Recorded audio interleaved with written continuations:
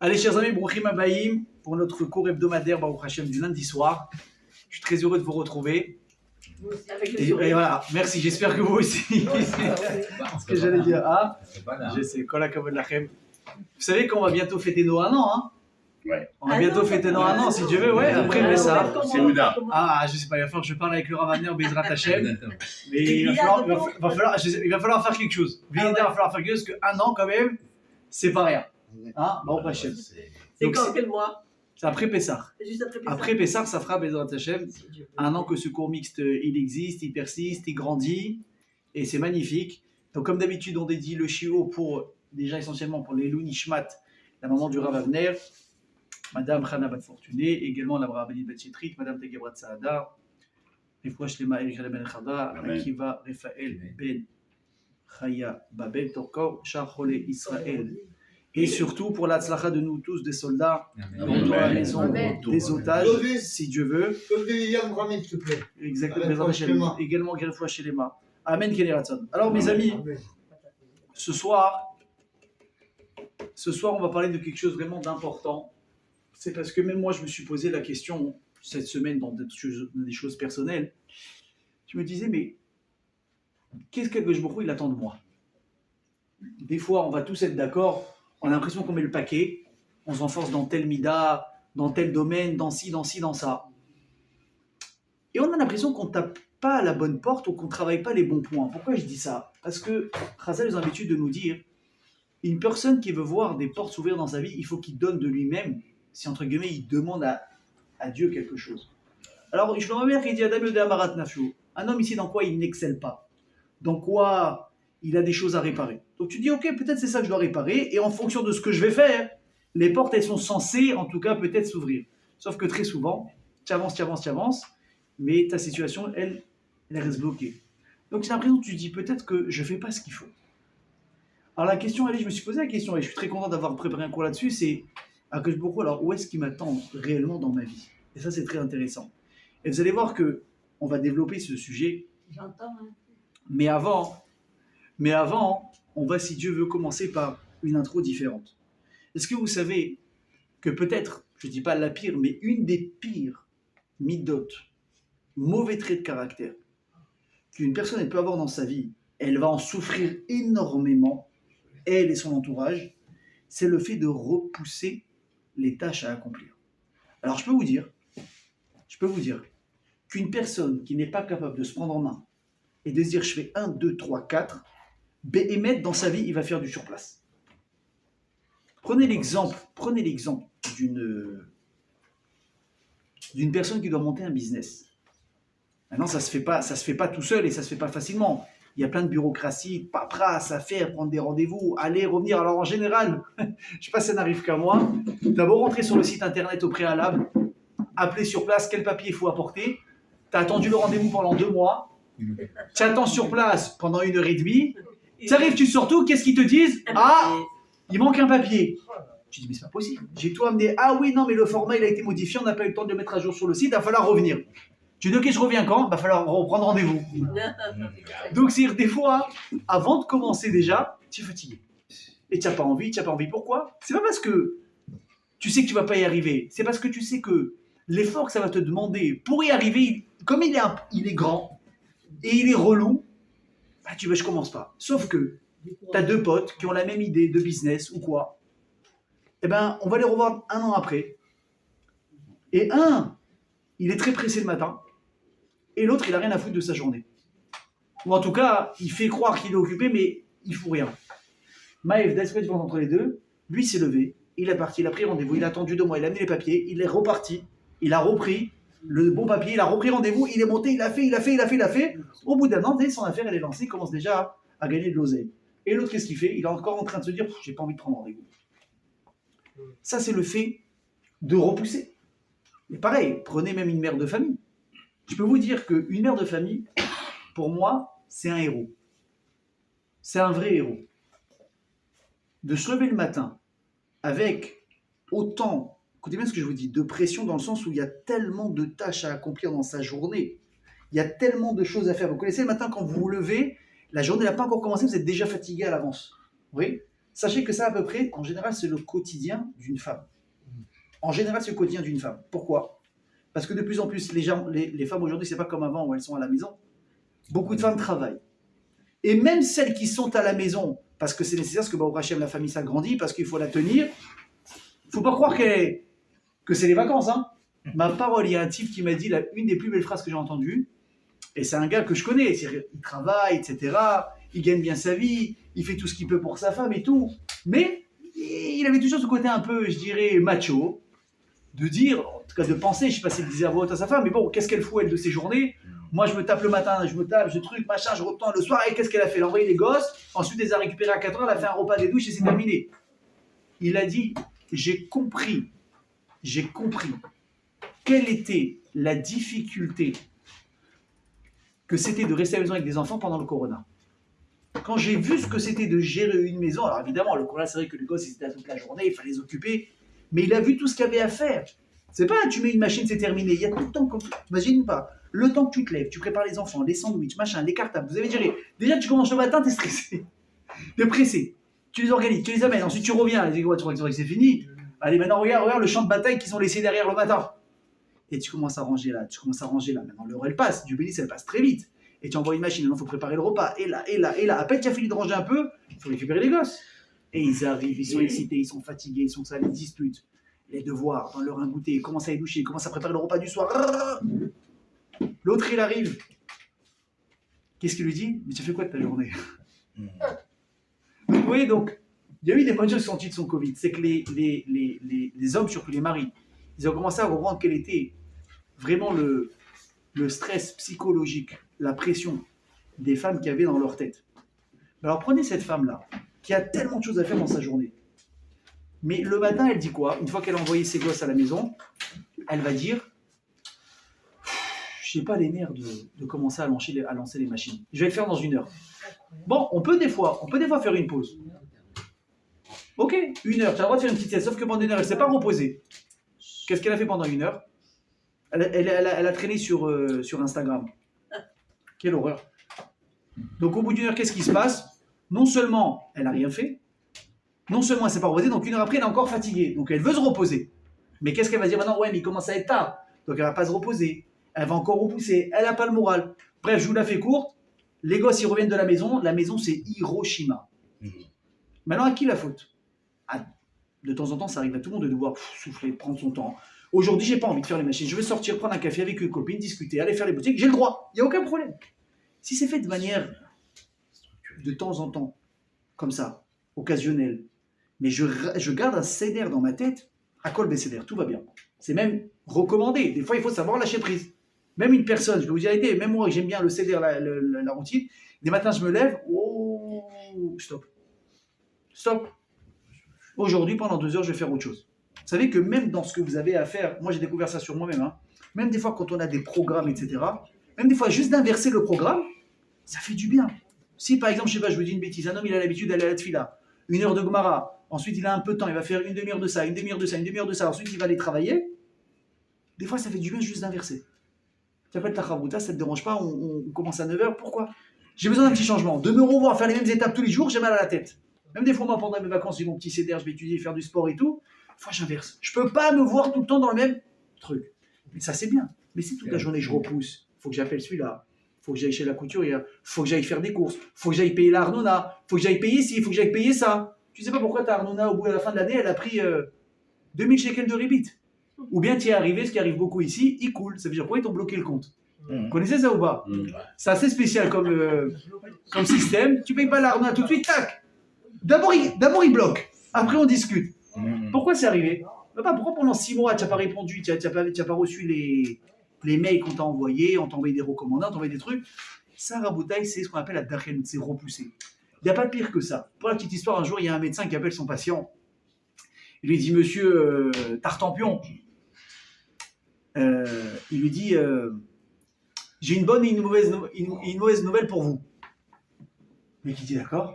Il dit, alors je commence par la bonne nouvelle. Il dit, ok, enfin du moins la moins pire des deux. Il dit, ok, il dit, écoutez, les analyses là qu'on a fait récemment, elles sont sans appel. Vous avez l'or à l'eno, stade cancer en stade terminal, il vous reste 24 heures. Le mec, il est sous le choc. Il dit, ah non, je pas compris, ça c'est censé être la bonne nouvelle, et c'est quoi la mauvaise? Il dit, c'est que je l'ai su depuis hier, mais j'ai pas eu le temps de vous appeler. C'est la bonne. Donc le type quoi? À cause de quoi on a dit, je repousse, plus tard, après, plus tard. J'ai entendu quelqu'un qui disait quelque chose d'intéressant cette semaine. Il disait que très souvent, les gens, qu'est-ce qu'ils disent? Ah, on sort des fêtes, mais bon, du béni, chez nous, c'est des fêtes tout le temps. On sort des fêtes, on rentre dans les fêtes. C'est de la folie. Donc tu te dis quoi à un moment donné, oh là là, tu te regardes dans la glace, le pantalon, tu as du mal à le fermer. Tu montes sur la balance, on dirait que vous êtes deux à être montés en même temps. Ah non, surprise, il n'y a que moi. Tu dis, bon, allez, là on est mercredi. Allez, à partir de dimanche, régime. Je reprends le sport. Je me prends en main. Vous connaissez ça ou pas, les bons engagements à partir de dimanche. Mais c'est une erreur.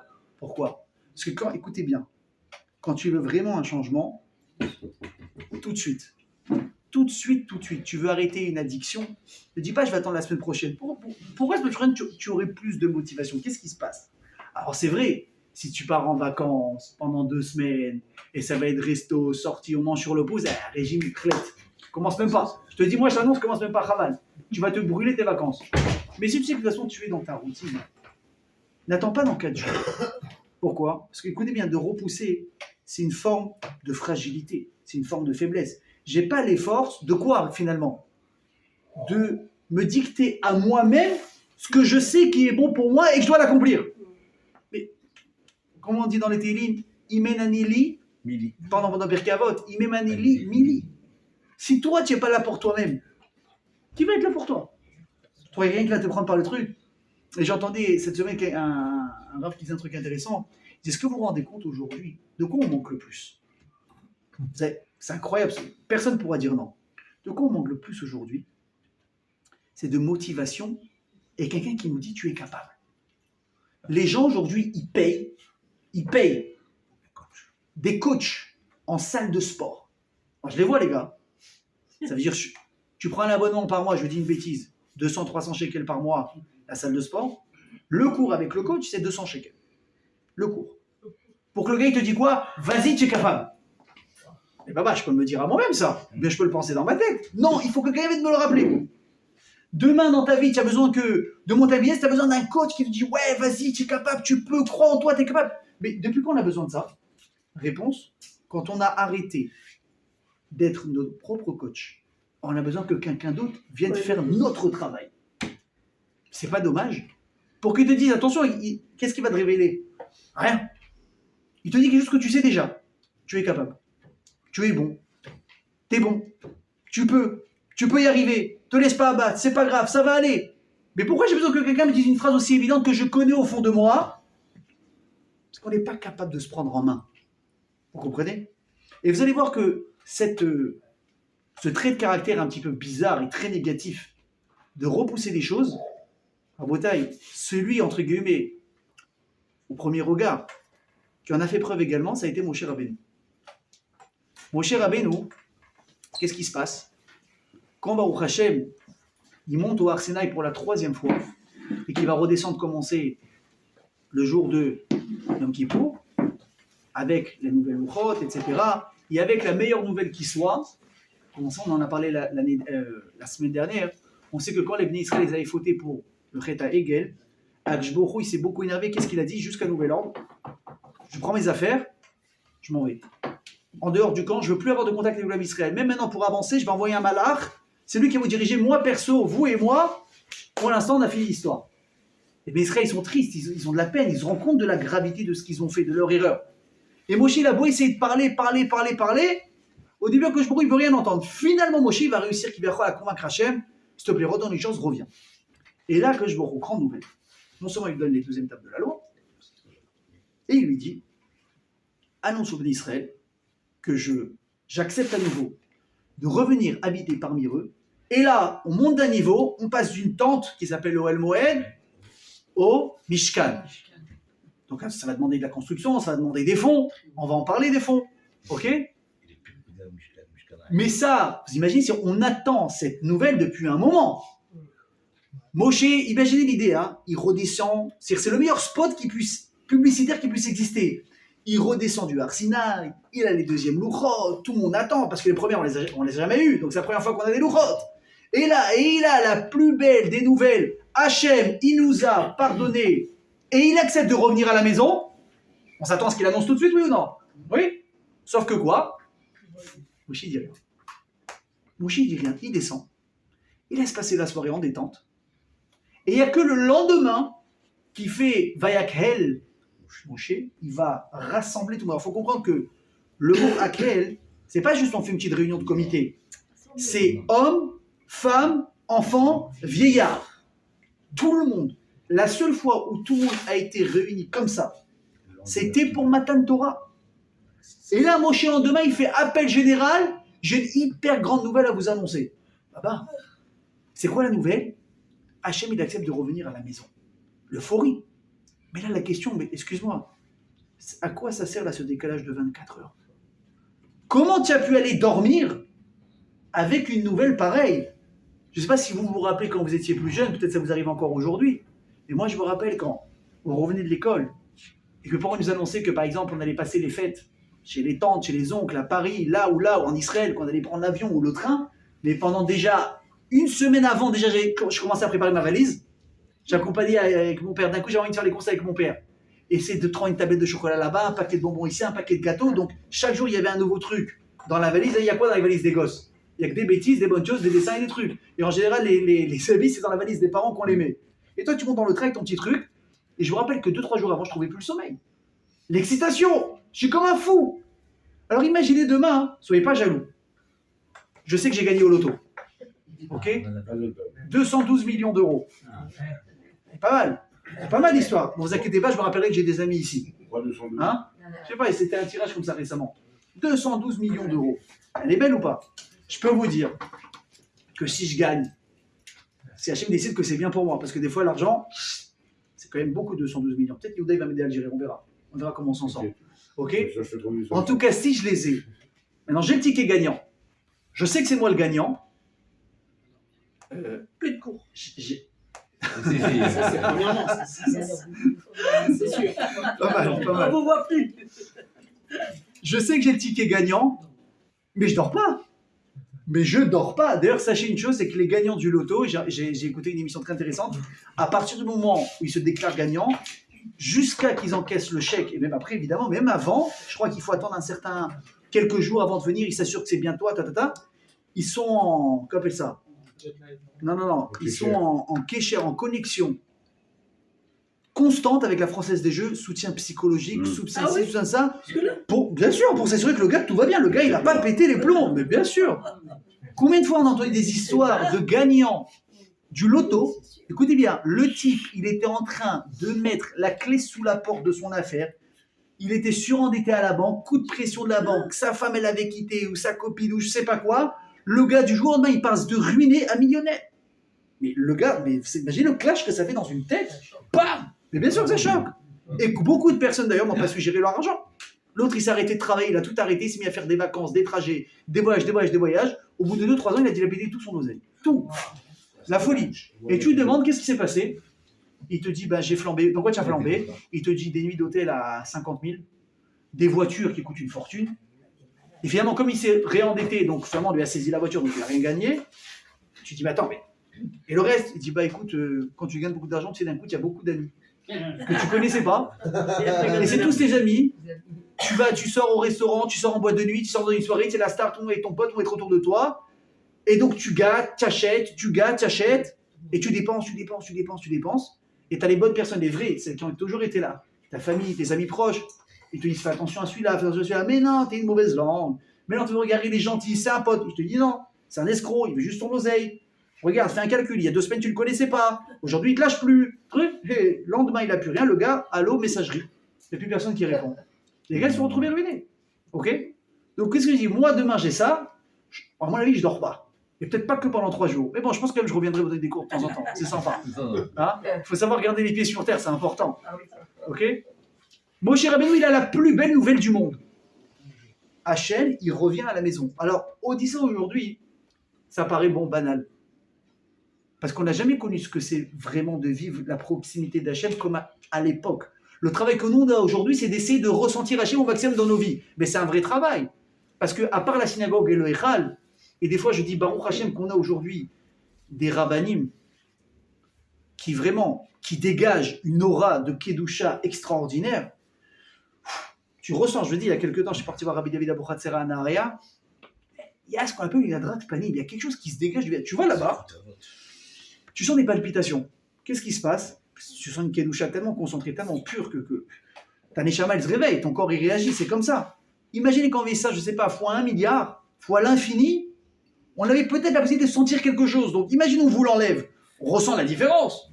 Et je te dis, je vais te rendre maintenant ta respiration que tu es en train de perdre. Imagine une personne qui est en train de suffoquer, il n'a pas d'air, il est en train de faire un malaise cardiaque. Et d'un coup, il arrive à respirer. Vous imaginez la différence? Mais c'est le jour et la nuit. On passe de la vie à la mort. La présence d'Hachem, c'était ça. Et je rappelle, et je répète à nouveau, Moshe, qu'est-ce qu'il fait? Il a le ticket de l'auto gagnant dans sa poche. Là, on ne parle pas de 212 millions. Là, on parle de milliards, en milliards, en milliards. Qu'est-ce qu'il fait? Tes copains, je suis fatigué. À demain, on parle. Comment tu vas dormir? Comment tu n'es pas surexcité? Alors, Chazal, ils ont voulu dire à un moment donné que peut-être, que Moshe, il n'a pas eu le temps. Il n'a pas eu le temps de parler avec le Ham Israël. Pourquoi? Regarde qu'il est rentré. Peut-être tes fins de journée. Après 20 heures, on ferme boutique, on tire le rideau. Je suis fatigué, ça fait 40 jours que je suis là-haut. Vous m'avez gonflé, c'est bon. On se parle demain. Sauf qu'on sait que quoi? On sait que le lendemain, comme Moshe, déjà, il avait reçu la Torah la veille. Il a commencé à s'asseoir. Et il a commencé à enseigner la Torah et surtout à recevoir tout le monde. Moi, j'en prenais avec celui-là, Ouais, dîner mamonot, dîner des fachot. Il m'a pris, il m'a volé, il a essayé de me tuer, Et Moshe, il écoutait chaque cas. Imaginez, je vous dis, imaginez juste. Quand, même pas en tant que rabbin, en tant que personne, les amis du quotidien, une personne, il a un problème. Une copine, un copain. Il veut vous parler. Ça ne te dérange pas, on va prendre un café, j'ai besoin de te parler, j'ai besoin d'un conseil. Déjà, tu essaies de trouver le temps pour lui. Allez, tu as libéré 1 heure, 2 heures dans ta journée. Tu t'assois, il te parle, il t'a mis la tête comme ça. Tu veux l'aider, hein, et tu sors au bout de tu dis, ouf, combien il a de problèmes celui-là? J'ai mal à la tête, maintenant j'ai besoin moins d'un psy pour avoir fait le psy de lui. Mais Moshe, il faisait pas ça une fois, 1 heure, toute la journée. Et lui, il m'a fait ça, nanana. Il trouve, qu'est-ce qu'il dit? Il lui dit, Moshe, son beau-père, ah non, tu vas pas tenir là. Toi et le peuple, vous allez pas tenir. Il faut que tu commences à déléguer, Saré à la film, Saré Meot, Saré Chamishim, Saré Asarot, des dizaines, des cinquantaines, des centaines, des milliers, et hop, et vraiment les trucs, les gros cas, ils viennent chez toi compliqués, mais les trucs du quotidien, voilà, il faut déléguer. Yitro lui dit ça le lendemain. Et on sait que dans la paracha, c'est marqué quoi? Que la veille, Yitro, il était arrivé, et que Moshe, il est sorti à sa rencontre avec Aaron, avec tout le monde, il a fait un grand camarade, il a reçu, qu'est-ce qu'il a marqué là-bas? Ils sont assis manger du pain. On sait que quand il y a marqué manger du pain, c'est quoi? C'est une séouda. Et c'est la séouda, t'as compris? C'est pas je te sors une anchois du truc à 15 shekels et un paquet de chips. Si on fait la shrita, on fait un barbecue, on fait un michtet pourri. C'est ça une séouda. Et là, il fait ça quand? On l'a dit quand il redescend du Arsinaï. Attends une seconde. T'as le temps pour les festivités, t'as le temps pour la fête, t'as le temps pour un barbecue. Donc tu as du temps. Et tu préfères t'asseoir manger et trinquer avec ton beau-père que d'annoncer le jackpot au Ham Israël? Je comprends plus. Fatigué, il n'est pas. Le temps, on en a. Qu'est-ce que tu fais? Quelle est la raison qui freine Moshe Rabbeinu? Et je veux dire encore mieux que ça. Quand vous regardez l'ordre des psukim dans les parachiotes, parce que des fois il faut prendre un petit peu de recul, tu vois que Moshe il s'est amusé à inverser l'ordre d'Hachem. Akshvarou, quand il était là-haut, il lui a annoncé, il lui a dit, regarde, on va, si Dieu veut, se remettre ensemble, si on peut dire ça comme ça. On va construire un Mishkan, enfin vous allez me construire un Mishkan, et à part ça, il a commencé à enseigner à Moshe Rabbeinu les halachot de Shabbat. Super. Moshe, quand il descend, qu'est-ce qu'il fait? Quand il commence à ouvrir sa bouche, donc on a dit déjà que le décalage de 24 heures. Ouverture de la conférence, c'est quoi? Grande annonce. Rabotai, asseyez-vous, on va faire Yichot Shabbat. Donc il leur tanne la tête avec Yichot Shabbat, 39 travaux, interdits, Et après que tout le monde a écouté pendant 4 heures, ah, au fait, j'ai une annonce encore. Hachem va revenir à la maison. Donc, il tire jusqu'au bout. Il décale, il attend, il fait durer le suspense. Et enfin, quand il rassemble tout le monde, il va même s'amuser, entre guillemets, à inverser ce que Hachem a fait. Vous avez compris ici, les amis, qu'on ne comprend plus trop ce qui se passe.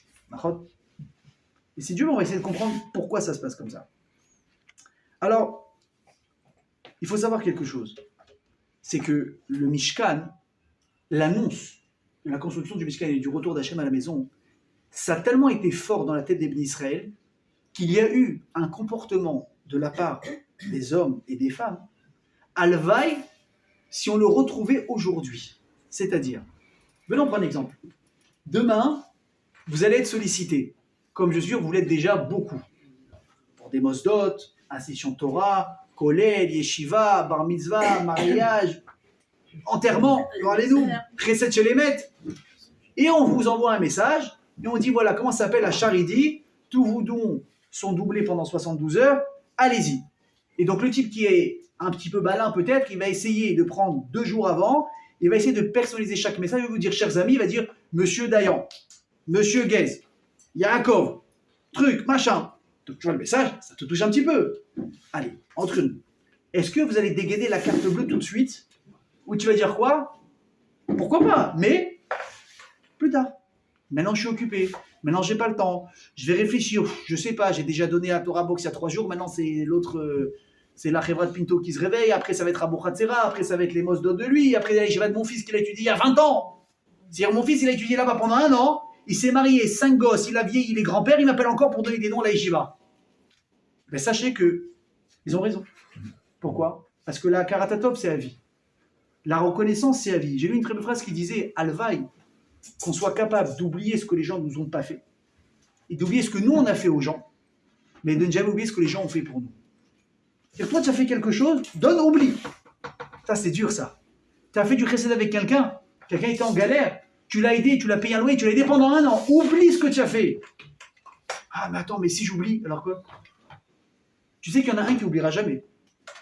Il y en a un là-haut, il n'oubliera jamais. Comme à l'époque, quand Mordechai il est venu et il a sauvé Achashverosh de la mort, qu'est-ce qu'il a fait Achashverosh?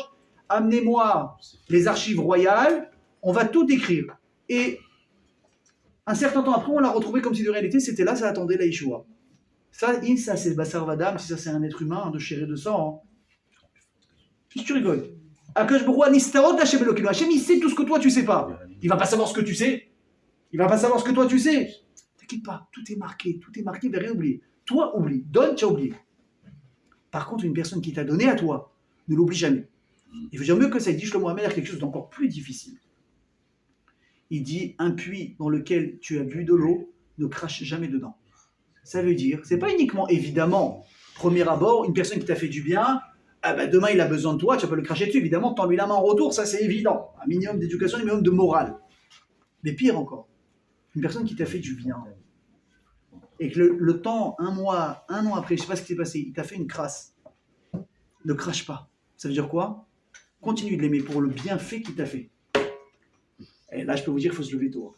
Parce que des fois, il y a des gens dans ta vie, ils t'ont aidé.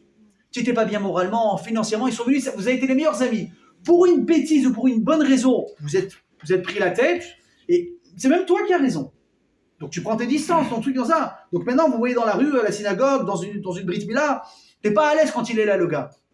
Et tu sais que soit demain, il a besoin de toi, ou bien même, tu sais quoi, il n'a pas besoin de toi. Soyez classe. Tu vois une personne demain, tu sais qu'il y a une petite friction.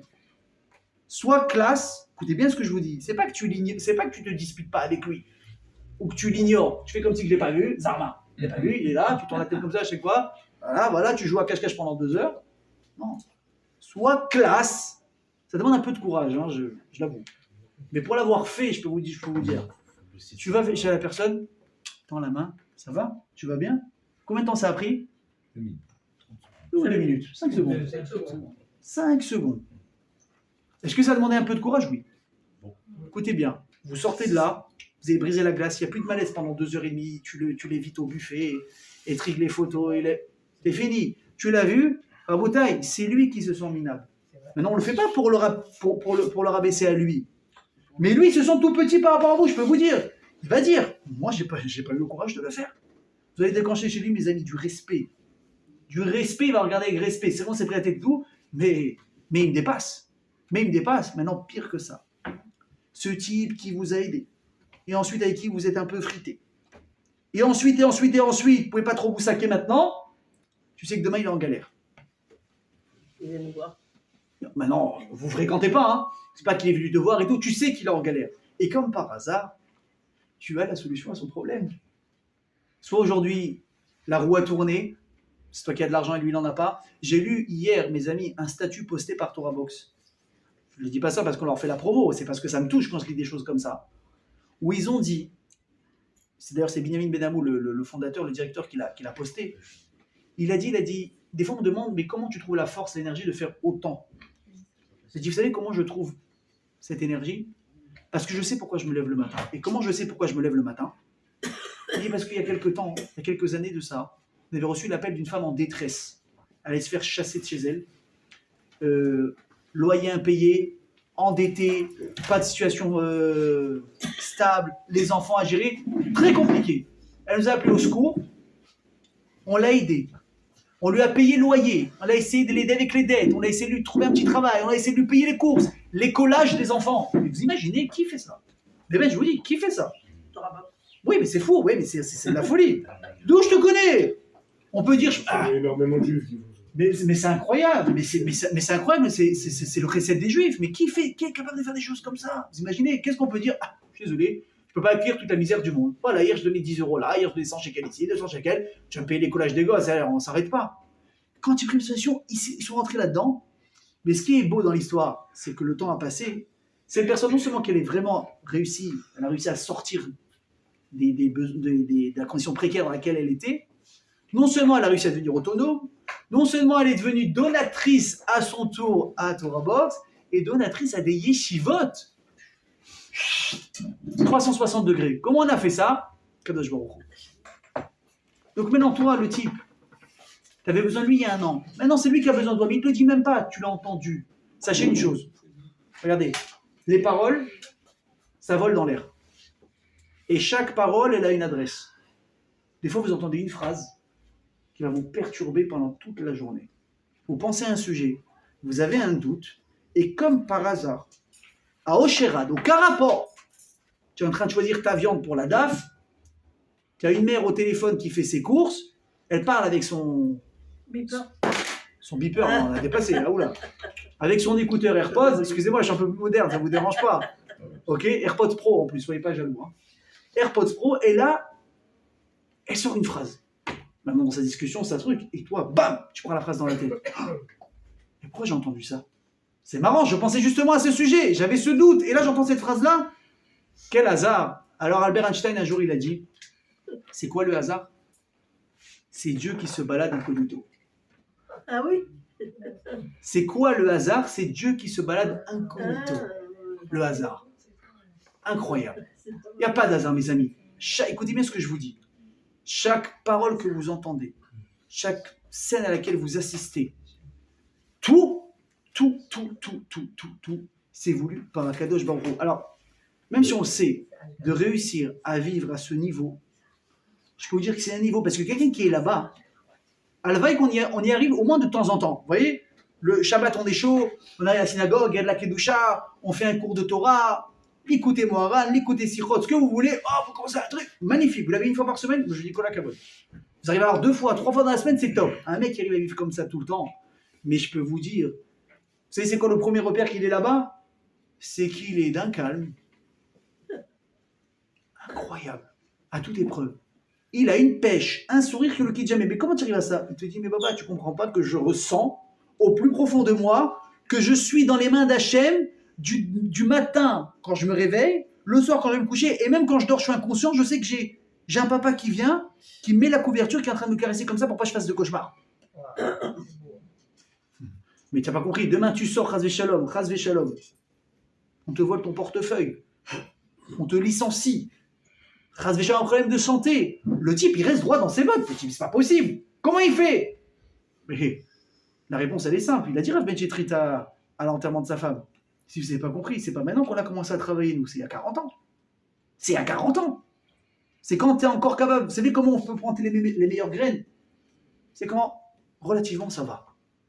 Tu ne peux pas commencer à avoir la Emouna quand tu es en galère. Là, c'est impossible, pratiquement.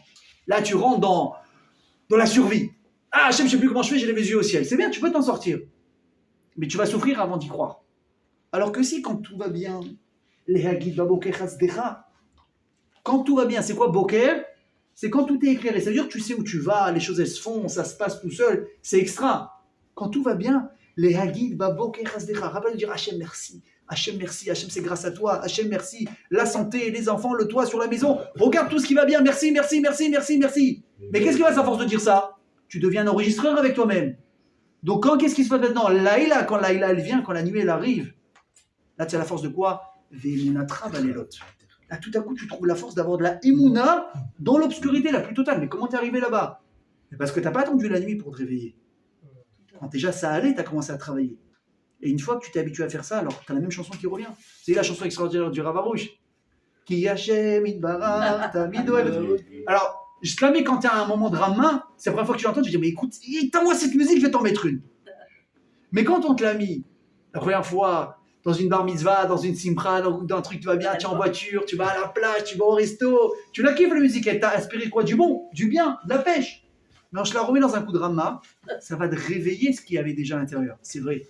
Hashibar tamid oevoti, tamid yidirakto. Il faut croire, Hachim, ce qu'il fait, c'est ce qu'il fait. Oui ou pas? Il a fait. Donc on revient à ce qu'on disait. Les Bnei Israël, quand ils sont au courant maintenant qu'Hachem, il faut revenir, euphorie générale. C'est ce qu'ils font. Ils reçoivent le lien Charidi. Tous vos dons sont doublés pendant les prochaines 72 heures. Rabotai, il y a eu un bug du système. Il y avait tellement de demandes de dons à ce moment-là, le système, il a bugué. Non seulement il a bugué, et la campagne de lui qui dure 72 heures, et que des fois on dit, allez, 24 heures bonus, parce qu'il nous manque 20%, 25%, j'en sais rien. En 24 heures, on a explosé les records. Moshe, il a dit à tout le monde, fermez les banques, fermez les distributeurs, il y a trop d'oseille. Aïtadayam vehoter, amelach aïtadayam vehoter. Il y avait tellement d'argent, il y avait ce qu'il fallait, et même plus que ce qu'il fallait. Comment on a fait ça? Comment on est arrivé à ça? Est-ce que c'est déjà arrivé quand vous avez reçu un message par Internet, au bout de 4 heures ou 8 heures, monsieur d'ailleurs finalement, votre don n'est pas nécessaire, on a tout explosé. Alvaï, ça n'arrive pas. Et pourtant c'est déjà arrivé. Et qui était à l'origine de ça? Nous tous. Nous tous, on a sorti les cartes bancaires, on est parti, mais on a fait mieux que ça. On a fait beaucoup mieux que sortir les cartes bancaires. Les amis, dans la vie, il y a 2 manières de faire la tzedaka et du chesed. Je suis sûr que maintenant, on a déjà commencé à vous solliciter pour Pessah, les paniers, Kimcha d'épicerie, etc. Juste pour la petite info, c'est pas bien de le faire. C'est une halakha de le faire. Vous ouvrez la halakha de Pessah, c'est une des premières halakhot qui a marqué qu'il faut penser aux Kimcha d'épicerie, à ceux qui n'ont pas les moyens de leur donner. Avant de commencer à cachériser ta maison, et nettoyer pour Pessah, et du 4 Hametz, et la Khumra. Oui, mesdames, on répète. La poussière, ce n'est pas du Hametz à exterminer. Oui, il y a ce qu'on appelle le nettoyage de printemps. Ça, c'est une chose. Et il y a Hametz. Ok? Maintenant, avant de faire, non, mais ma mère, elle allait dans les recoins là-bas, derrière le fauteuil, avec une brosse à dents, pour nettoyer là-bas les plaintes de l'appartement. C'est bien, mais ça sert à rien. Par contre, ce qui est obligatoire, c'est de ne pas laisser quelqu'un qui crève de faim. Ah, mais tu vas dire quoi? Tu sais, j'ai pas beaucoup de moyens. J'accepte que les gens n'aient pas beaucoup de moyens, c'est un fait, c'est une réalité. Mais, on a tous, Baruch Hashem, de quoi manger. Et il y a forcément quelqu'un qui est plus dans le besoin que nous. Alors, si tu n'as pas le moyen de faire un panier entier qui peut coûter 300 ou 400 shekels, mais c'est bon. Prends 50, prends 100, fais ce que tu peux. Mais tu ne peux pas t'asseoir à ta table de seder avec ta viande, ton poulet, tes boulets, tes petits pois, tes tarfès, chacun avec ces trucs-là, en sachant que l'autre là-bas met une cuisse de poulet, il n'a pas à table. C'est pas possible. Donc il y a 2 manières de faire les choses. C'est soit uniquement tu prends ton argent et tu vas donner à la synagogue, tu vas donner demain, même des fois aux caisses, au Hachem, il y a des trucs, panier de Pessah, etc. Vous vous souvenez en France aussi, comment ils faisaient beaucoup, il y avait un panier, un chariot à la caisse, n'est-ce pas? Et chacun mettait ce qu'il voulait, trucs, la viande, bien, il y avait une liste, voilà, ça a été pris, magnifique. Tu vas, tu mets, tu trucs, au moins ça quoi, au moins ça, si tu peux pas faire plus. Mais il y a une autre manière de faire la mitzvah. Incroyable. On l'a déjà fait, vous vous souvenez, chez le Rav Pinto là-bas. Non seulement on nous demandait de participer financièrement pour ceux qui le pouvaient, et dire à ceux qui ne peuvent pas participer ou même qui l'ont fait, est-ce que vous pouvez venir tel jour à telle heure pour distribuer maintenant tous les colis qu'on a réussi à amasser? Tu te souviens pas? Il y avait les adresses, les codes d'entrée super bien faits. Adresse exactement, code d'entrée, quel étage, quelle famille. Incroyable. Et là par contre, il y a 2 réactions. Celui qui va dire, ça va, j'ai déjà donné, je devais faire un panier, j'ai fait 2, c'est bon, il ne va pas me prendre la tête, c'est bon, j'ai pas le temps, je suis occupé, je suis fatigué, je n'ai pas envie de porter. D'un coup, le type, il s'est inventé un mal de dos qui remonte à 2 heures, qui va finir dans 1 heure. J'ai mal au dos, je ne peux pas porter. Mais tu es en pleine forme, hier, tu as fait de la salle, ouais, non, mais je ne sais pas ce que j'ai. Et tu as celui qui va dire, mais vadaï, Rabotaï, sachez que le chesed que vous faites, apporter un carton, et vous transpirez. Messieurs, ça va vous rappeler un peu votre jeunesse, ouais, ça va dérouiller un peu tout ce qui se passe là-bas. Vous portez un carton, et vous donnez le sourire à quelqu'un. Raksameach. Que Dieu vous protège. Que Dieu vous donne l'abondance. Sachez une chose, hein, quand vous faites une mitzvah, il y a le cadeau et il y a l'emballage. Il y a le papier cadeau. Des fois, tu peux acheter un petit truc. Pas de folie. Et tu fais un beau paquet. Ou surtout, mesdames, un joli mot, n'est-ce pas? Un joli mot, machin. Ce qui est fou, on va être d'accord ou pas? Vous faites un cadeau à une femme, le cadeau, évidemment, qu'elle va se rappeler. Mais qu'est-ce qu'elle va se rappeler le plus? Le mot. Il dit, mais attends, mais le papier m'a coûté 1 shekel, le cadeau m'a coûté 400. Tu te rappelles du mot? Bien l'inverse. Alors à ce moment-là, j'investis dans le papier, pas dans le cadeau. Pourquoi? Parce que l'attention, la manière dont tu l'as fait, la guicha, l'approche, ça change tout. Tu peux acheter un bijou à une femme qui coûte 20 000 €. Tu les jettes sur la table, elle va te le jeter en retour. Alors, peut-être elle va le garder un petit peu quand même pour frimer, et après elle va le jeter. Or que le type, peut-être qu'il a acheté du toc. Mais ma chérie, tu es une reine, tu es une princesse, sinon je pouvais plus. Mais elle va mettre la bague au doigt, elle va se sentir une princesse, une reine. Comment tu as fait? L'approche. Alors juste un petit conseil, demain vous allez amener des cartons peut-être, si je vous ai convaincu. Vous allez participer aux distributions avant les fêtes. Allez-y. Je vous encourage, je nous encourage à le faire. Mais par pitié, quand vous amenez le carton, c'est pas, à moins qu'on vous dise, écoutez, ils sont gênés, ils veulent pas être vus, ils veulent pas savoir qui c'est, toquez, partez, il n'y a aucun problème. Au contraire, là c'est la mitzvah. Soyez pas p'kil, soyez pas lourd. Non, mais je vais lui dire, Aksamer, il veut pas te voir, il est gêné, laisse-le tranquille. Il a fait. Par contre, si la personne, elle vous ouvre la porte et vous lui donnez le paquet, alors à ce moment-là, il faut faire une chose très simple. Mettez le paquet sur l'emballage, sur le papier cadeau. Comment allez-vous? Raksameach, c'est un plaisir. Ça vous apporte la bracha, etc. Moi, je l'ai fait une fois. J'ai vu une mère pleurer.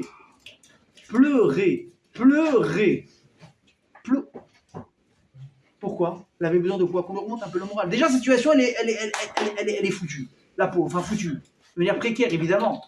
Elle a les enfants, son mari l'a quittée, elle est en plein divorce, l'homme ne sait pourquoi. Même son mari, il est à la maison, pas obligé de lui faire tout le tableau noir. Ils sont là, ils sont mariés, ils ont un toit sur la tête. Ça va pas, ils galèrent, ils en peuvent plus. Ils voient pas de lumière au bout du tunnel. De dire, vous inquiétez pas, Bezrat Hashem, ça va aller. Et si elle s'ouvre un peu avec toi, dit merci, c'est pas évident. Et vous dites, vous savez quoi, Bezrat Hashem, l'année prochaine, c'est vous qui allez offrir des paquets. Oh, quel bien tu lui as fait. Comment tu as fait ça? Un mot, une phrase. T'as rien fait. T'as rien fait. Les Israéliens, ils ont fait les deux au Mishkan. Ils ont couru, ils ont sorti tout ce qu'ils avaient en liquidité. Sous les sommiers, sous les coussins, dans les boîtes de Kellogg, chacun il veut ranger son oseille. Non seulement ils ont donné, mais ils ont commencé à participer à la fabrication du Mishkan. Celui qui savait faire de la menuiserie, celui qui savait fondre, celui qui savait tisser, celui qui savait poncer, tout le monde s'est mis au travail. La plus belle manière de donner, ils l'ont fait. Et ils ont donné de l'argent. Et ils ont participé physiquement au travail. Euphorie comme on n'a jamais vu. Prenez aussi l'exemple, on vient de le passer, pour Purim. Il y a 2 écoles pour faire le Mishloach Manot. Même 3. Tu as celui qui va, il fait des petites courses avant. Il va acheter des accessoires. Je veux faire un thème. Aujourd'hui, il y a des thèmes de Mishloach Manot. Ouais. Il y a des thèmes. Les gens, ils rentrent dans des folies. Des thèmes et machin. Bon, vous avez de l'oseille, vous voulez claquer dedans, ça regarde chacun ce qu'il veut faire. La mitzvah, c'est qu'on avait dit, c'est 2 mets à une personne, on a pris l'histoire. Mais bon, il veut s'investir. Il achète des accessoires, des ci, des ça, il fait des montages. La femme, elle reste 5 jours à la maison rien que sur le Mishloach Manot. Mais tu as une femme, elle va faire à l'ancienne, elle va préparer ses petits gâteaux. Celui-là, il va faire les, je sais pas comment on dit, les oreillettes, là. Comment vous dites, vous, les Tunisiens? Hein? Les trucs roulés, là, dans le miel. Ah non. Comment vous dites? Les roses des sables. Les roses des sables. Non, c'est pas le Non, rose, ça. Manicotti, un autre mot, c'est pas bon. Non, Non, les roses des sables. Voilà. Ok, chez nous on faisait les oreillettes, et les cigares aux amandes, et les macroudes, et les machins, et sa pâtisserie, le four à fond, tu reçois une facture à la fin du mois, baba, tu t'es tout sur l'électricité, donc le four il a fonctionné. Premier niveau de Mishloach Manot. Deuxième niveau, bon, Mechoubad aussi, mais tu n'as pas trop la tête, tu vas au Sherad, t'achètes tout prêt. Mais attention, t'achètes un truc bien, ok, ça t'a coûté, tu fais. Et t'as le troisième niveau. Tu sais pas comment. Tu as donné mes choix à quelqu'un en début de journée, à M. Cohen. Le soir ou dans l'après-midi, tu as David Guest qui te ramène le tien. Ah, ouais. Je dis, mais c'est marrant. J'ai l'impression de l'avoir déjà vu. Et limite, il a oublié d'enlever le papier, tu sais. Tu dis, après me savoir M. Cohen, tu sais pas comment ça a fait M. Cohen, M. Tartampion, M. Bitan, Bitan, David Guest m'avait oublié dans la liste, il dit, celui-là, je vais lui refiler ça, sauf qu'il n'a pas capté que c'était mon papier à moi depuis le début de la journée. Et hop, on a fait un gros recadran. À chaque fois, il y a des écoles pour faire. Soit tu te débarrasses, soit tu t'investis. Et les Mitzrayim, ils ont fait la plus belle chose. Ils se sont investis du début à la fin. Donc, Rabotai, on répète à nouveau. Moshe, tu sais que ça va être la folie. Pourquoi tu laisses le frein à main comme ça? Ça veut déjà rouler avec un frein à main enclenché ou pas? Ça vous est déjà arrivé? Tu comprends pas qu'est-ce qui se passe? Il y a du bruit, d'un coup il y a une odeur, et ça roule pas, et toi comme un brel, au lieu de comprendre, t'accélères. Pourquoi tu roules avec un frein à main? Laisse-les s'éclater, laisse-les jouir de ça. Alors je vous ai déjà raconté une histoire un jour, mais cette fois-ci je vais m'attarder sur le deuxième aspect de l'histoire. Je vous ai raconté un jour qu'il y avait un homme d'affaires israélien, il était parti faire des affaires en Khoutz Laaretz, et il devait rentrer pour Kippour, en Israël, passer Yom Kippour. Ok? Le type dans son voyage, il fait un arrêt à Francfort. Malheureusement, problème de connexion, retard, tac, il loupe la connexion pour rentrer en Israël. Donc il est bloqué à Francfort pour Yom Kippour. Donc déjà, Ramin, je ne te dis même pas. Maintenant, comme c'est un chassid, c'est un ashkenaz, ils mettent le kittel. Un habit blanc comme ça. Bon, encore une fois, c'est bien, le truc, mais juste rappelle quelque chose. Hein. L'habit ne fait pas le moine et l'accessoire n'est pas essentiel. C'est-à-dire, évidemment, demain vous mettez un beau costume, un chapeau, un habit spécial pour aller à la Seder, on arrive bientôt, Bezrat Hashem, la là-bas. Ouais. Certains aussi s'habillent en blanc pour les fêtes également. C'est bien, ça rajoute quelque chose. Mais c'est pas ça l'essentiel. C'est ce qui se passe dans ton cœur et dans ta tête. Ah, il y a qui ont parlé. Oh là là, j'ai pas la kippa de mon grand-père que je mets chaque année à Kippour. Oh là là, comment est passé Kippour? Mais sérieux, ça va, c'est symbolique. C'est pas l'essentiel c'est ta prière. C'est ta kavana, c'est ta tchouva, c'est les larmes que tu vas réussir à faire couler le jour de Kippour, c'est pas la kippa de papy. Ok? Donc le type, il est là, sans son kittel, son truc. Bon, il est pas bien. On peut le comprendre. Il va à la synagogue. Grande synagogue de Francfort. Et là, il commence à passer Kippour. Et là, Chazan, une voix magnifique. Il leur fait une super tfila. Mais c'est pas juste une tfila belle. C'est une tfila avec beaucoup d'émotion. Une histoire qui est derrière. Il attrape le Chazan à la fin de la prière. Il dit, je t'en prie. T'as un truc, là, quand tu chantes. Par des fois, il y a des gens qui chantent, tu dis, non, lui, quand il chante, il dégage quelque chose. Ça touche la neshama. Ah, il y a quelque chose. Il y a celui qui hurle et celui qui chante. Il lui dit, je te dis la vérité, j'ai une histoire. Une année, on l'a fait pour Rachel Yom Kippour, j'ai toujours été Chazan ici. À la fin de l'année, on est mort, on est crevé, 25 heures sans manger, les gens ils ont déjà sauté sur la citronnade, les pastèques, Birkat Elevana, on frappe de la semaine prochaine. Il dit, moi aussi je suis sur les rotules, je vais pour fermer la synagogue, et je vois un type. Aucun signe de judaïsme à l'extérieur, rien. Le moment où il s'approche de la synagogue, il sort un espèce de chiffon de sa poche, il met sur la tête. Donc, ok, ça, on dirait que c'est juif. Et il s'approche de moi, il dit, excusez-moi, pourquoi la synagogue elle est éteinte, fermée? Il y a Kippour qui va commencer, non? Donc lui, il comprend que lui, il s'est planté de 24 heures. Donc Kippour, c'était hier, il arrive maintenant. Il dit, mais monsieur, on a fini Kippour, c'est terminé. Et là, lui, il est en train de perdre l'équilibre. Quoi? Je me suis trompé, mais comment c'est possible? Là, il se m'a pleuré, il a dit, je fais rien dans l'année. Mais Kippour, j'ai jamais raté. Ah, qu'est-ce qui me reste de la Torah, du judaïsme? Il s'est mis à pleurer. Non, il a de la peine. Il est venu écouter la prière, Kol Nidré. Non, bon, on est Sfaradim, on vient plus à Neila. Ouais. La dernière heure, la synagogue, elle est pleine à craquer, il n'y a plus de place. Tout le monde est debout, les poussettes, le chauffard, le truc. Lui est venu écouter Kol Nidré. C'est beau aussi Kol Nidré, c'est Meragesh. Le Chazan, j'en pouvais plus. J'avais les jambes qui tremblaient. J'ai été debout toute la journée. La voix, j'en peux plus. Et je vois un juif comme ça perdu. Qu'est-ce que je fais? Je rentre chez moi, je lui dis, bah écoutez, vous repassez l'année prochaine, faites 2 jours l'année prochaine, j'en sais rien. Elle dit, j'ai eu de la peine pour lui. J'ai réouvert la synagogue. J'ai rallumé les lumières. J'ai remis l'habit de Chazan, le kittel. J'ai remis ma toque. J'ai refait la prière de Kol Nidré pour lui. Elle dit, à la différence que dans la synagogue, où d'habitude il y a 1000 personnes, là il n'y en était que 3. Lui, moi et le bon Dieu. Il a dit, donc le Khazan qui raconte cette histoire, il dit, toute ma vie j'ai prié en tant que Khazan. D'ailleurs, on est d'accord, quand on fait la tefila en tant que Khazan, surtout les oreilles, on ressent quelque chose de particulier, n'est-ce pas? C'est exceptionnel. Toute ma vie, j'ai ressenti quelque chose. Mais je sentais aussi beaucoup que je le faisais pour le cadre, pour que les gens ils aiment, pour les impressionner, pour qu'ils soient contents aussi, leur faire vivre leur tefila. Là, j'ai senti que je le faisais pour qui? Les Shem Shammai. Il n'y a personne qui me regarde, il n'y a personne qui saura ce que j'ai fait. Il y a un pauvre type que je ne reverrai pas toute l'année, ça se trouve, je ne reverrai même pas l'année prochaine, je ne sais pas. Mais je l'ai fait. Il a dit, depuis que j'ai passé cette histoire-là, quand je fais qui pour chaque année, je ne suis plus la même personne. Alors évidemment, on va dire ce Khazan, quand la camotte, tzaddik. Lui, limite, on va lui dire l'année prochaine, tu es dispensé de Kippour. Ça fait 2 fois, tu es dispensé. Mais je voudrais m'attarder une seconde sur l'autre personnage de l'histoire. Sur ce juif de Kippour, comme il disait Rav Sitruk. Ces juifs de Kippour extraordinaires, que lui-même, Rav Sitruk, en était un, avant de devenir qui il est devenu. Écoutez bien ce que je veux dire, est-ce que réellement il s'est trompé? Est-ce que réellement Kippour, c'était pas à la sortie de Kippour? Je m'explique. Évidemment que le temps, c'était ce que la synagogue a fait et pas lui. Mais Rabotai, c'est quoi Yom Kippour? Yom Kippour, ça veut dire Hachem, je laisse tout, je mets tout de côté. Et maintenant, il n'y a que toi et moi. Vous savez que le Rav, cette année de la Kehila, il m'a appris un truc. Il m'a choqué. On était pendant Moussaf. Ça commençait à traîner un petit peu. Donc moi, j'étais avec lui pour faire les prières. J'ai commencé à me dire, petit regard, parce que bon, personne parle, mais tout le monde parle.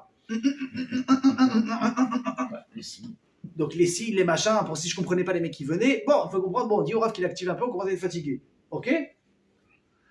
Alors, j'ai voulu être diplomate, j'ai pris ma montre, et je l'ai mis à côté. Et je vois qu'il ne réagit pas, il reste dans son rythme un peu lent. Ok? Donc j'essaie de le rapprocher un petit peu, et là, qu'est-ce qu'il fait? Il prend la montre et il l'écarte complètement de lui. Sur le moment, je me suis dit, peut-être qu'il a mal pris. Je sais pas, peut-être qu'il n'a pas aimé le truc. Après, il m'a appelé à la prière, il m'a dit, tu sais pourquoi j'ai poussé la montre? Je lui dis, ça vous a dérangé? Il me dit, pas du tout, non. Je dis, Rabota, Yom Kippour, ça s'appelle un Cheder Ichoud. C'est quoi un Cheder Ichoud? C'est l'endroit où vont s'isoler un homme et une femme. Et là, personne n'a le droit de venir déranger. Personne. C'est elle et moi. Un homme et sa femme. Personne ne peut venir déranger. C'est extraordinaire. Il a dit Yom Kippour, c'est ça. C'est un Cheder Ichoud avec Akadosh Baruch. Donc cette personne-là, ce retardataire de Kippour, ce juif de Kippour, il est venu, il a dit, mais qu'est-ce qu'il veut Hachem réellement? Le jour de Kippour, c'est quoi? C'est qu'on se connecte à lui. Évidemment qu'on va demander pardon, excuse-moi, on a mal fait, on a fait, etc. Hachem, il veut quoi? Que tu te connectes à lui. Alors sachez une chose, c'est que à Kippour, écoutez bien ce que je vous dis, on a un grand niveau, c'est vrai, mais pas tellement. Vous savez pourquoi? Parce que Kippour, on n'est plus des êtres humains, mes amis. On est devenus presque des anges. On mange pas, on boit pas, on fait que prier. Il y en a beaucoup qui sont debout, il y en a beaucoup qui parlent pas, il y en a beaucoup qui ne s'assoient pas pendant Yom Kippour. Tu as atteint un niveau extraordinaire. Je me dis, Kolakavod, c'est vrai. Mais là, c'est Kippour. Tu sais, entre guillemets, où moi je t'attends, c'est après Kippour. Moi, je t'attends après Kippour. Quand tu passes maintenant tous les artifices, tu as du jeûner, tu t'habilles en blanc, ça te dit qu'aujourd'hui les gens prennent ta place, tu dis mais monsieur, restez assis. Qu'est-ce qui se passe le lendemain quand quelqu'un prend ta place? Quand tu rentres à la maison, qu'est-ce que tu fais? Kippour, évidemment, tu parles pas, tu es gentil, tu as demandé Mechila à ta femme, à ton mari, à tes enfants dans Kippour. Tout le monde s'aime, tout va bien dans le meilleur des mondes. Après Kippour, le mec il prend la place à la caisse au Sheraton alors que ça fait 1h30 que tu attends. Tu vas dire je vous en prie ou tu vas lui sauter dessus comme un lion? Tes dons de Kippour, tu vas les régler ou tu vas faire traîner la synagogue pendant 1 an et demi? Je te dis, t'as pas compris, Kippour c'est magnifique. Mais moi ce que j'attends c'est de voir comment tu es après. Quand tu redeviens un homme du quotidien, quand tu regagnes ta vie du quotidien, c'est là-bas que je t'attends. Est-ce que tu me fais rentrer dans ta vie? Est-ce que tout ce magnifique spectacle qu'on a mis en place tous les deux, tu vas commencer à l'appliquer ou c'est déjà oublié? Next, on est passé à autre chose maintenant. Ben, sachez que ce juif quelque part n'est pas tant. Kippour, c'est pas maintenant que ça commence. Le vrai retour vers Hachem, c'est pas maintenant. Ça y est, alors, tu dis Hachem, pardon, je veux faire. Allez, fais, montre-moi, appelle-moi, fais-moi rentrer dans ta vie. Mais c'est quoi faire rentrer Hachem dans sa vie? C'est devenir maintenant un chassid? C'est devenir un grand rave? C'est quoi? Ça y est, je vais pousser les péotes, la barbe, le chapeau, je vais à la yeshiva. C'est quoi faire entrer Hachem dans sa vie, Rabotai? C'est dans les détails du quotidien. C'est ça. C'est ton travail. C'est tes enfants. C'est ta maison. Avant tout, c'est dans ta maison. Tu rentres le soir. Tu es fatigué, tu es épuisé. Tu as passé bébé une journée. Elle a commencé à 7h, elle a fini à 21h. Tu es éreinté. On prononce un mot, tu es électrique. Tu arrives à la maison. Ta femme, elle a envie de te parler. Alors, on va s'avouer, c'est pas toujours intéressant. La voisine, la copine, le ci, le ça, maintenant, du bis, les dames aussi, elles ont une qualité. Elles nous racontent une histoire. C'est intro, développement, conclusion. Sauf que ça dure pas un quart d'heure. Bah, quel débit, Dieu bénisse. Incroyable. Et ce qui est incroyable, c'est que vos enfants, remarquez, les filles, déjà très jeunes, ça commence aussi. Papa, tu sais que... Ensuite, tu dis, j'ai pas le temps. Tu m'as saoulé, la petite, elle va être vexée. Ou tu prends le temps et tu écoutes. Alors, on a de la patience pour ses enfants ou pas? Mais pour qui on doit avoir surtout de la patience avant tout le monde? Sa femme et son mari. Sa femme et son mari. Est-ce que tu prends le temps de l'écouter? Ça te prend la tête. Ou bien tu sais quoi, c'est la femme la plus intéressante du monde. Mais tu es fatigué. Mais il faut savoir une chose, mes amis. Bouquinez un petit peu les halachot. Enfin, il n'y a pas de halachot. Bouquinez un petit peu les livres de Shalom Bayit. Les livres qui parlent de l'entente dans un couple. Mais moi, par exemple, je suis en train en ce moment de lire un livre du Rav Arush Began à Shalom. Le livre de la bombe atomique condensée dans des pages. Il parle. Moi, j'ai parlé avec des gens qui m'ont beaucoup parlé de ce livre pendant très longtemps. Je vous parle d'éducateurs, des gens qui ont, par Hachem, 40 ans de mariage au compteur, et des enfants, et des petits-enfants, et qui sont, au Hachem, épanouis et heureux. Moi, il y a un type qui m'a dit, tu sais, comme ça, texto. Je me dis, regarde, ça fait presque 40 ans que je suis marié, ça va avec ma femme, grâce à Dieu. Avant de lire ce livre, il me dit, et c'est pas un mec qui débarque, hein, le mec, il a étudié tout ce que vous voulez. Il donne des cours, tout. Il me dit, avant de lire ce livre, j'étais persuadé que ma femme, avec toutes les qualités qu'elle a, elle est folle. Il m'a dit, je te répète, tu vois la barre, tu vois un truc. Ma femme, elle est super maman, elle est folle. Il y a des points à 1, 2, 3, 4, 5. On est passé dans un niveau d'hystérie. J'ai lu le livre. Mais non, c'est pas je lis. Je lis. Berioun, j'approfondis, je prends le temps. C'est pas j'ai fait ma tef. Ouais, la fille là, c'est vos marques préparées, on est sorti. 8h30, on est déjà au café en face, on kiffe avec le croissant. Mais j'ai parlé avec un je me retrouve. Le livre, je l'ai dit, je l'ai lu, mais il m'a montré son livre. Hein. Stabilo partout, des trucs. Ah, c'est un mec qui a étudié un livre, ça. C'est qu'il n'y a pas que la Gemara qu'on peut étudier. Tout s'approfondit. Il me dit, j'ai compris que le fou, c'était moi. Que je n'avais pas compris après 40 ans, qu'est-ce que c'était une femme? Une femme, quand son mari, il rentre de la maison, elle a un besoin de lui parler. Écoutez bien ce que je dis, c'est un besoin, nafshi, c'est dans son âme. Elle doit déverser ce qu'elle a raconté. Elle peut pas, tu peux pas la bloquer comme ça, c'est pas possible, tu es en train de la tuer. Et tu dois prendre le temps. Oh, la question c'est, hier tu étais un grand sadique, tu étais debout pendant presque 24 heures. Jamais tu fais ça, tu as eu des forces de folie, tu étais un malard. Tu rentres à la maison le lendemain. Allez, vous savez quoi, je vais être sympa, le lendemain de Kippour, on est fatigué, jet lag, ce que tu veux, contre-coup, il n'y a pas de souci. 2 jours après, 3 jours après, elle veut te parler. Est-ce que tu l'envoies balader, mais très très très très loin, ou tu prends le temps? Je me dis, sache une chose, Kippour, super. Ce qui m'intéresse, c'est chez toi maintenant. Ce qui m'intéresse, c'est tes gosses. Papa, tu peux étudier avec moi? Papa, tu peux... Qu'est-ce qu'il veut, le petit? Il veut voir un peu son père, il veut être un peu avec lui, il veut lui raconter, il veut un petit peu de trucs. Vous savez comment c'est important? Combien d'enfants grandissent mal, s'épanouissent mal, des ados, des adultes, parce qu'on leur a pas donné le temps qu'ils avaient besoin au bon moment. Et après, ça va te coûter des psys, des thérapies, des dépressions, du souci, des cheveux blancs, tu perds tes cheveux, tu dors pas la nuit. Pourquoi? Parce que tu as pris le temps quand il fallait. Tu n'as pas pris le temps quand il fallait. Et il le dit Rav Arush dans son livre, mes amis. Écoutez bien. Hein. Il dit, un homme qui ne prend pas le temps au bon moment avec sa femme pour l'écouter, pour la comprendre. Et ce qui est un truc de fou, c'est qu'il ne dit pas pour la raisonner. Moi, je vous laisse découvrir le livre, c'est très intéressant. Pour la comprendre, pour l'écouter, pour être là. Il a dit, combien il a dit le matin, tu vas pour partir à la tefila. Elle est en train de te faire une crise. Vous connaissez un petit peu les scènes ou pas? Tu sais pas ce qui se passe. 8h du matin, tu sais pas ce qui s'est passé. Ça explose. Tu vas à tefila. Ta tefila, c'est Kodesh Kodashim. Il te dit, tu laisses tes tefilines, tu t'assois, tu écoutes ta femme. Tu t'assois, tu écoutes ta femme. Si elle n'est pas capable de te dire, va à la tefila, tu laisses tout. Mais qui est capable de faire ça? Tu vas au collège, tu vas truc, t'as ta chavruta qui t'attend. Au travail, dis sois en retard au travail, écoute ta femme, c'est important. Pourquoi? Il dit parce que le temps que tu veux gagner maintenant, alors là, il dit, tu sais, vous connaissez les taux d'intérêt dans les banques. Ouais, tu prends, et plus tu attends pour rembourser, plus ce truc. La journée chez une femme d'attente pour sortir ce qu'elle avait à te dire, c'est les taux les plus explosifs que vous pouvez connaître dans votre vie. Si ce matin, ça aurait dû, pour régler la casse, ça aurait dû être 30 minutes, là, tu es parti sur du 3-4 heures minimum. Minimum. Et tu auras beau faire le canard, tu vas passer les 4 heures. Alors regarde, tu avais 30 minutes là, et là, tu es sur du 4 heures. Après, bien sûr, tu vas dire, j'ai des questions, mais attends, mais j'ai ma Torah, mon matfila, mon travail. Je vous dis, il ouvre tous les points, toutes les questions que vous pouvez avoir en lisant le livre, il y répond. Je vous dis, prenez ce livre, je ne veux pas la publicité, je n'ai pas l'intérêt dans les ventes. Hein. Je ne gagne rien. Bégal Hachem dans le jardin de la paix en français. C'est une révélation. Hachem dit, mais moi je suis là-bas. Moi ce qui m'intéresse, c'est pas quand tu fais le bois à la synagogue et t'es enchaîné à 50 000 pour prendre la Neila et le Sefer de Kol Nidré, ou que tu as fait une super tfila, ou que tu as fait le tzaddik. Je veux la routine, moi. Moi je veux le après. Qu'est-ce que tu es capable de me donner? Et ça, écoutez bien ce que je vous dis. Moshe Rabbeinu, il avait compris. Il a dit au Bnei Israël, la chone maintenant c'est Yom Kippour.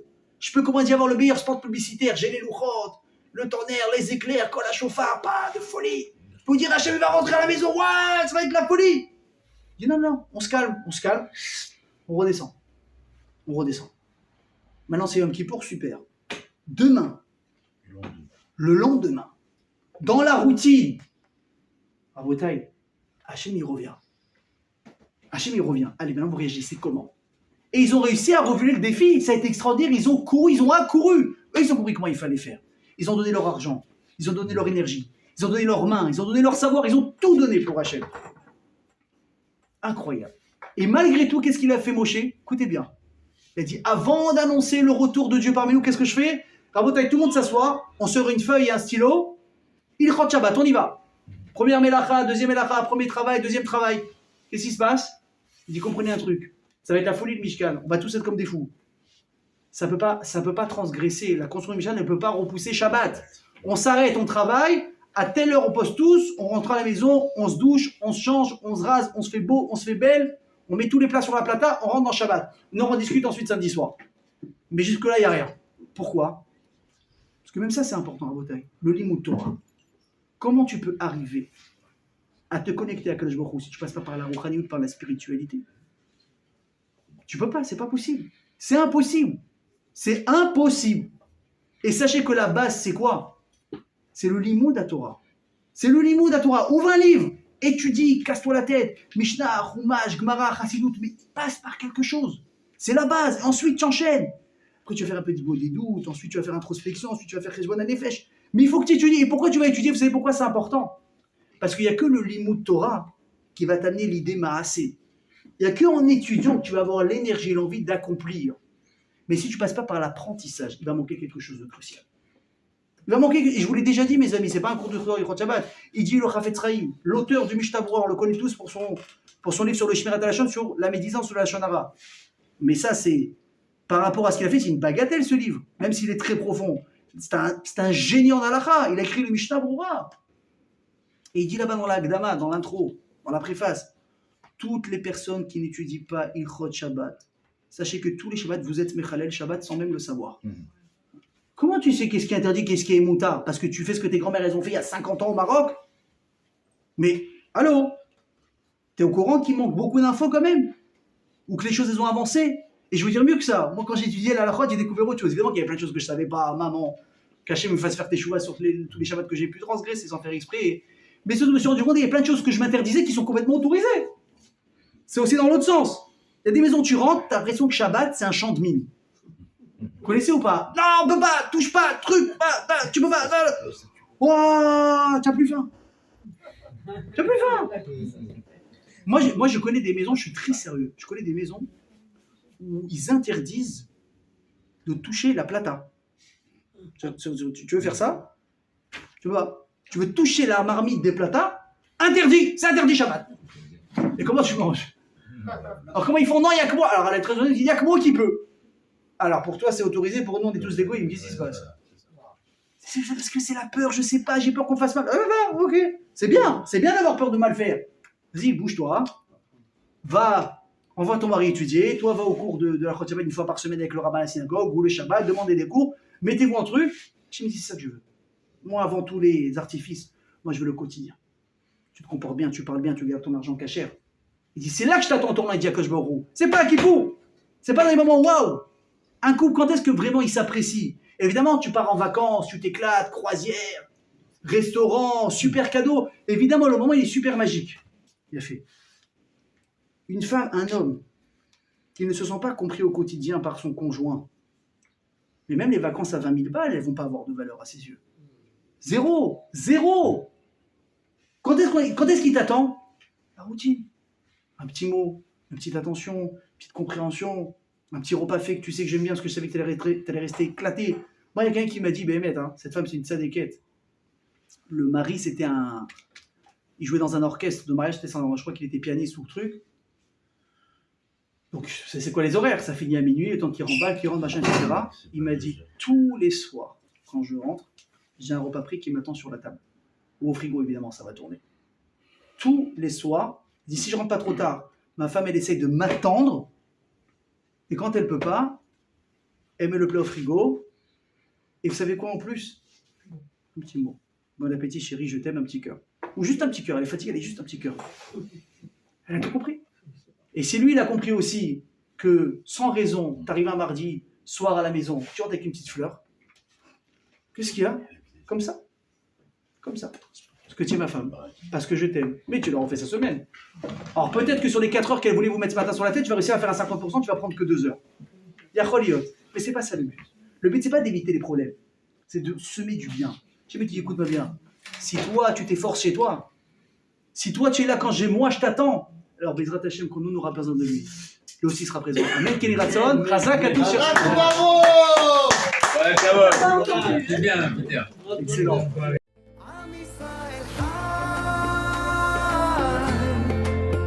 אם לא נשכח תמיד